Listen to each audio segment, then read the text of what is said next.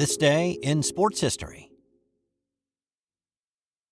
It's March 28th, and on this day, Mr. Hockey nearly died. CCNY made history that will never be matched. Michael Jordan had the single best game of any pro, and Christian Laettner's shot sent the Devils to the Final Four. Those stories and a non-sports fun fact at the end coming your way, and I'll get started right after this. Let's drop the puck on this episode by going back to what happened on this day in 1950 when Gordie Howe nearly died. His career legitimately spanned 5 decades. Officially, he played in 6, but for now, I'm discounting the special one-day contract he signed in 1997 to play one shift. So, more to focus the attention on how close the guy who became known as Mr. Hockey came to cashing in all his chips on this day 76 years ago. So at this point, Howell was a 21-year-old rising star with the Detroit Red Wings. Entering the playoffs against Toronto, Howell had notched career bests with 35 goals and 33 assists. The 28th was the first game in the playoff series with the Maple Leafs.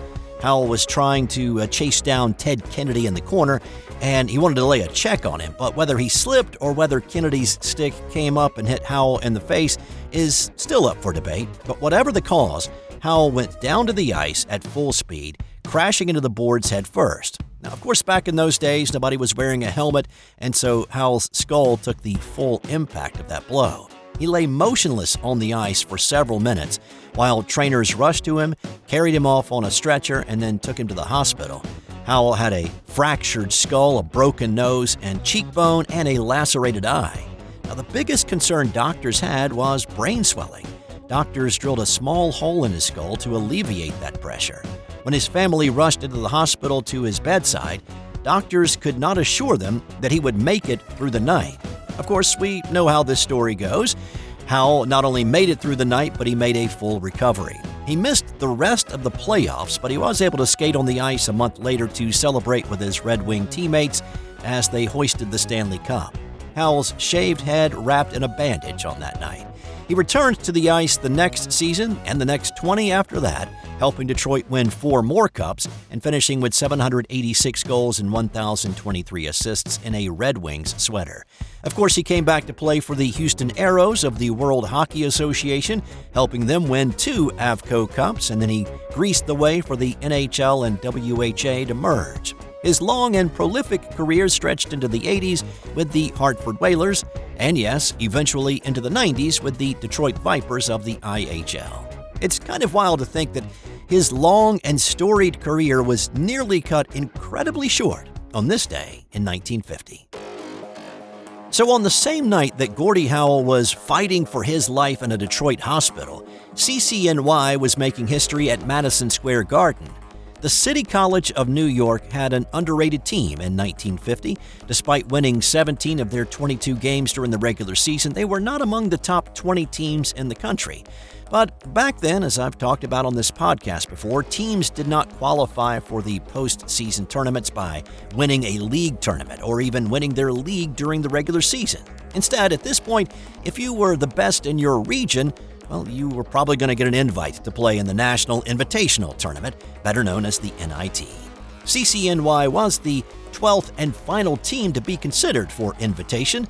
The Beavers beat the defending NIT champ San Francisco Dons in the first round, completely destroyed the 2-time defending NCAA champion Kentucky Wildcats by 39 in the next round, and that occurred after several Kentucky players refused to shake hands with the black or Jewish players on CCNY's roster.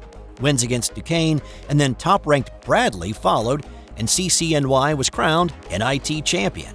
Now, at this point in time, the NIT and the NCAA tournament were not played concurrently, so the NCAA folks decided to invite the Beavers to play in their tournament. A 1-point win against Ohio State in the first round, a 5-point win against NC State in the semis, put CCNY into the title game again against Bradley. On this night in 1950, City College beat mighty Bradley for the second time to win the NCAA national title, becoming the first and only team to win both the NIT and the NCAA tournament in the same year. Sadly, several CCNY players would be implicated later that year in a points-shaving scandal that rocked college basketball. Neither title has been vacated, however, but the basketball program was suspended, and then when it was brought back, it did so as a Division III program. On this day in 1990, Michael Jordan had his best game as a pro and the best game statistically by any pro ever.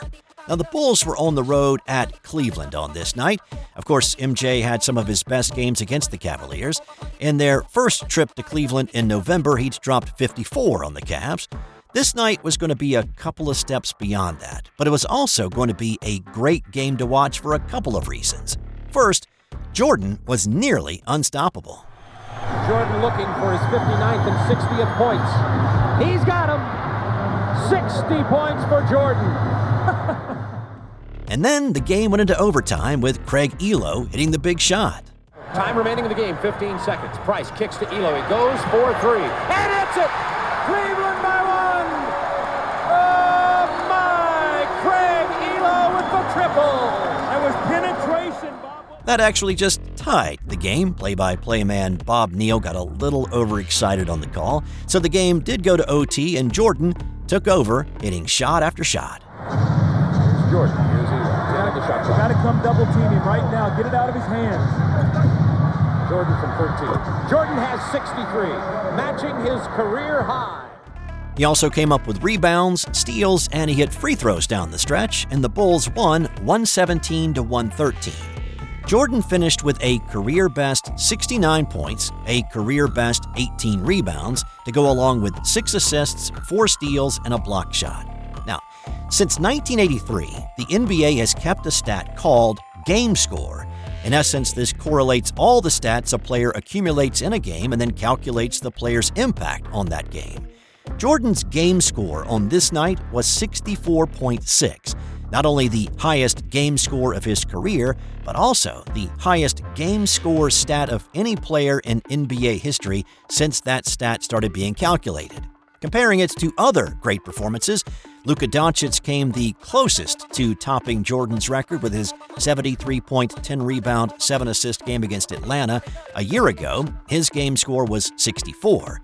Kobe's 81-point night in 2006 had a game score calculation of 63.5, and Bam Adebayo's 83-point game a few weeks back had a game score of 60.5. And on this day in 1992, it was one of the greatest moments in NCAA Tournament history as Christian Laettner hit the shot to beat Kentucky. There's the pass to Laettner. Puts it up. Yes! That shot gave Duke the 104-103 overtime win, sending them on to the Final Four. Of course, if you ask anybody who is not a Duke fan, they will tell you that Laettner should not even have been in the ball game. With 8:05 remaining in regulation, Laettner drew a foul on Amino Timberlake. Well, while Timberlake lay prone on the floor, Laettner stomped on Timberlake's chest and then walked away. A technical foul was assessed on Laettner, but there's also a pretty good argument to be made that he should have been ejected. The contact was obvious, the intent was obvious, but the officials didn't look at any video replay of the incident to determine intent. So, Laettner stayed in the game, hit the big shot, Devils advanced, Kentucky's Unforgettables went home. Laettner was a perfect 10 of 10 from the field and a perfect 10 of 10 from the free throw line in that game to finish with 31 points. On this day in 1984, under the cover of darkness, Baltimore Colts owner Robert Irsay packed up the team and moved to Indianapolis.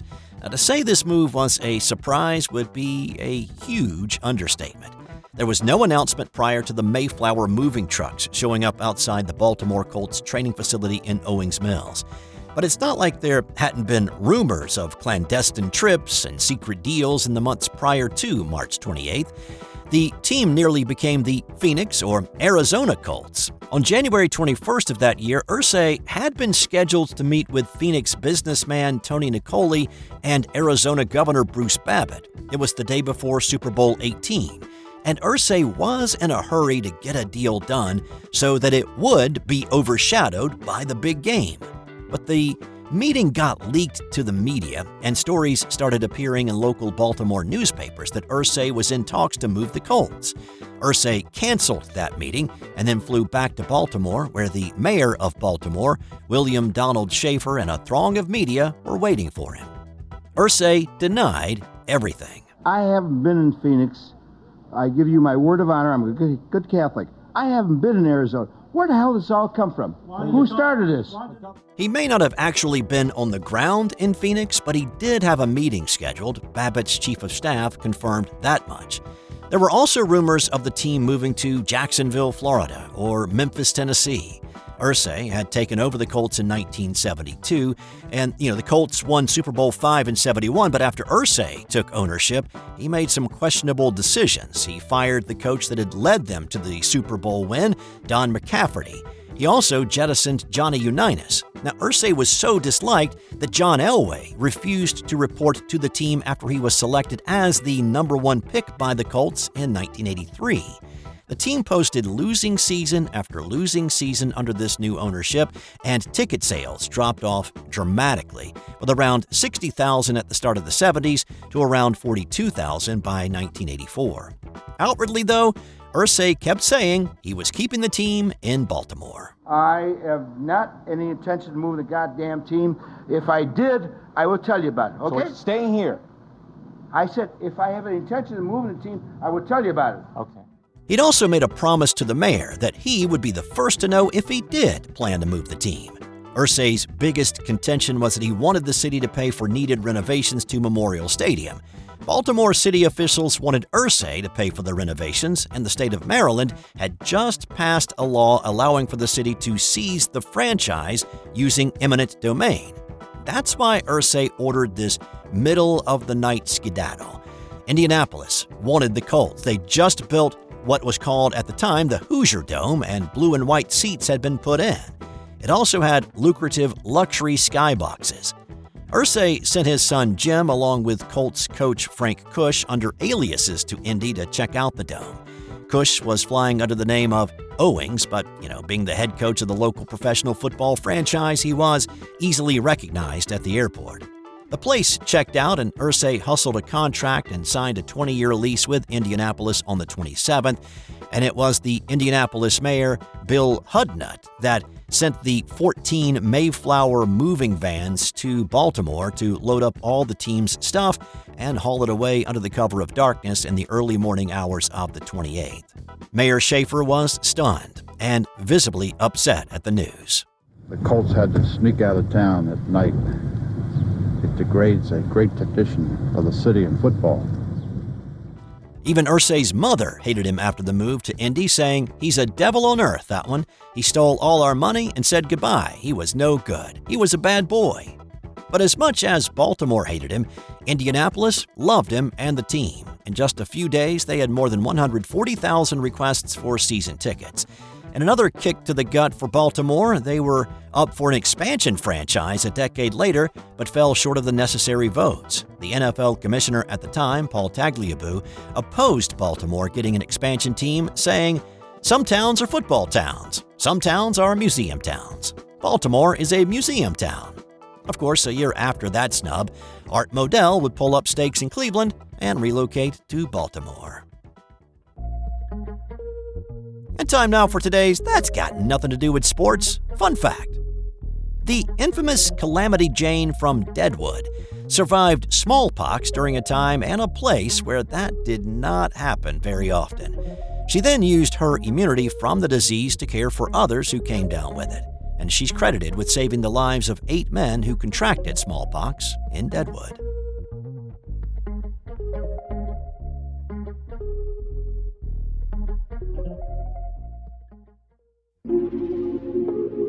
This has been an original Thrive Suite production.